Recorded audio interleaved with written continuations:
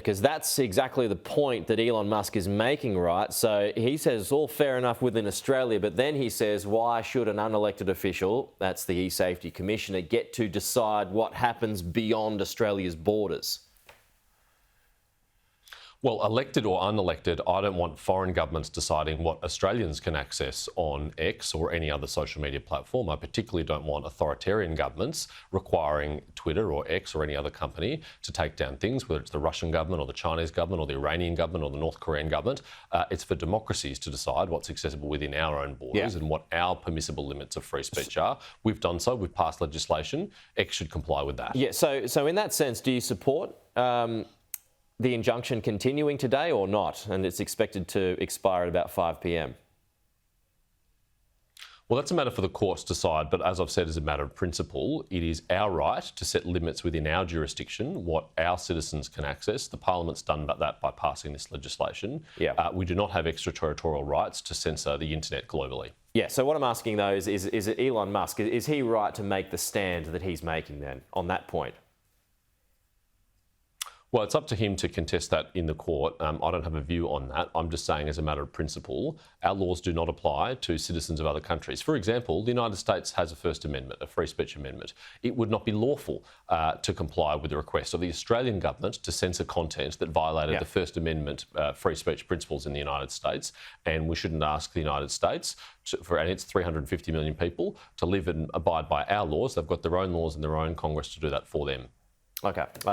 It sounds like you agree with him, but just on the position that he's making, but I've got to move on. Still with social media, though, a warning to come today from our top security and police chiefs who warn platforms are being used by extremists to provoke a race war, discuss weapon making and propaganda. They will say that we want access to encrypted systems. Will it be that easy, though, given that these bosses of social media companies aren't really keen on playing ball?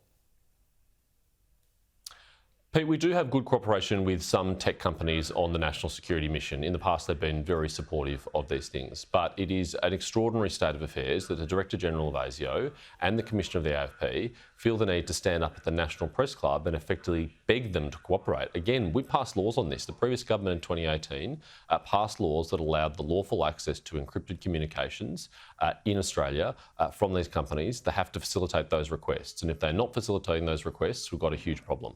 Okay, we're almost out of time, James, but I do want to ask you about your speech last night, and it's moving forward with our defence. It's all about getting more troops, or part of it anyway, getting more troops into the ADF. You think you've got a way to do that? How are you going to do it? Well, the Shadow Minister for Defence, Andrew Hastie, will announce more details closer to the election, but I think the principles are clear. Service in the ADF shouldn't require you to split up your family or move around the country every couple of years. In a modern world where both partners in a relationship typically work, it's a much greater burden than it once was to be rotating families around. We need more flexibility in the ADF. We need attractive pay and conditions. We need to reflect the modern Australia that we live in. We also need a government to inspire people to sign up to the ADF, inspire them to serve their country, to serve something higher than themselves, rather than just appealing purely to their own personal ego or self-actualisation or personal growth. We're facing very choppy waters ahead, and I think there is a generation waiting to be inspired to defend Australia, who believes in Australia, and it's up to us to fulfil that task and inspire them to do so. How much of a pay rise do you think they need? I'm not going to announce that here on your program this morning, Pete. It just has to be competitive so that people are willing to sign up and they stay up once they've joined. All right, so what sort of a campaign, though? Do we need a new ADF movie, perhaps, in the vein of Top Gun in the 80s?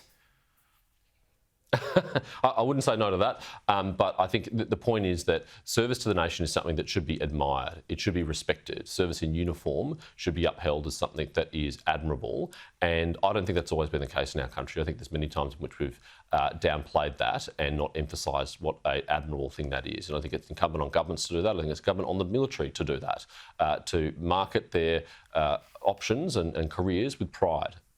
James Paterson, good to chat as always. We'll talk to you soon.